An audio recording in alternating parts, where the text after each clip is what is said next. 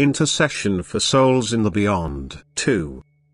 Reply to the doctrine that only qualified praying men are entitled to pray for souls.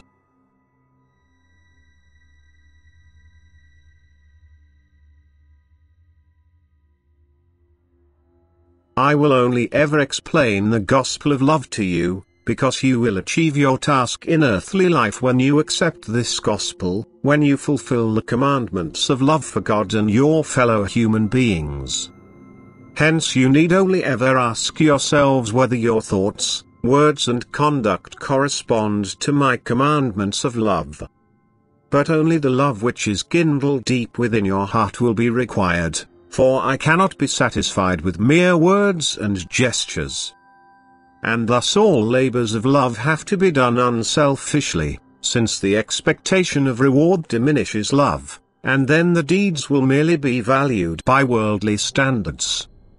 The innermost feeling of wanting to help and to bring happiness will always be decisive. When I ask you to live a life of love, I mean selfless, giving love. Only this will result in your maturity. But this pure, divine, selfless love unites you with me, and whatever you ask of me in this love for your neighbor will be given to him, be it an easing of earthly hardship or the conveyance of spiritual values. Your love for your neighbor will always accomplish it.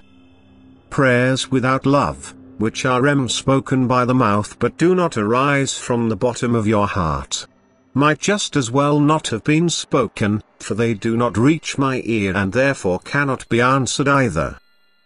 But since the purpose of earthly life is to do works of love, I will not stop preaching love either. I will only ever assign the laborers in my vineyard to spread the gospel of love, to appeal to every human heart and stimulate it into selfless activity of love. That I will never prevent a person from doing a kind deed goes without saying.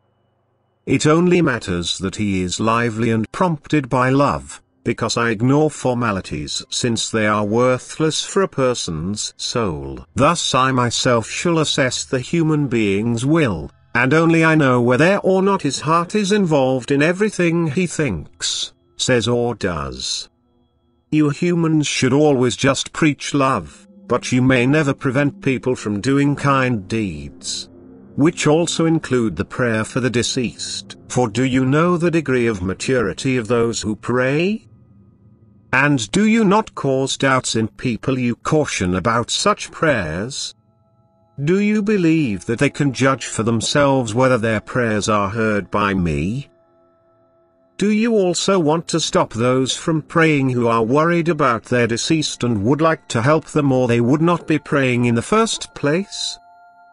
You will cast doubts into their hearts, because a humble person is not convinced of his maturity, and only that should qualify him to pray for those souls. And who can claim to have such a profound basis of faith that only his prayers are valuable? Judging a prayer's value should be left to me alone, because I even value every soul's will to help, and truly, I will shield every praying person from my adversary's power. Only empty-lip prayers are worthless, but such praying men are still subject to my adversary's power, or their faith would be alive and their prayer would come from their hearts. Thus you should not warn against prayers for the deceased, because it is not true that a praying person becomes subject to my adversary due to his prayer. A prayer just cannot be answered by me if it is merely voiced by the mouth, and such prayers will truly not save the souls from the adversary. These praying people need not fear his revenge, because they do not take any souls from him. Let me tell you that I only want to correct your thinking which became misguided, because you did not get such teaching material from me, as it contradicts the truth which I send to earth for a light to shine in the darkness which was spread across humanity by my opponent. Wherever a spark of love is kindled, the human being draws nearer to me, and only such a spark of love will prompt a human being to pray for souls in the beyond. And a person like that is not without faith, or he would deny all continuation of life after death and never forward a prayer for the souls. Amen.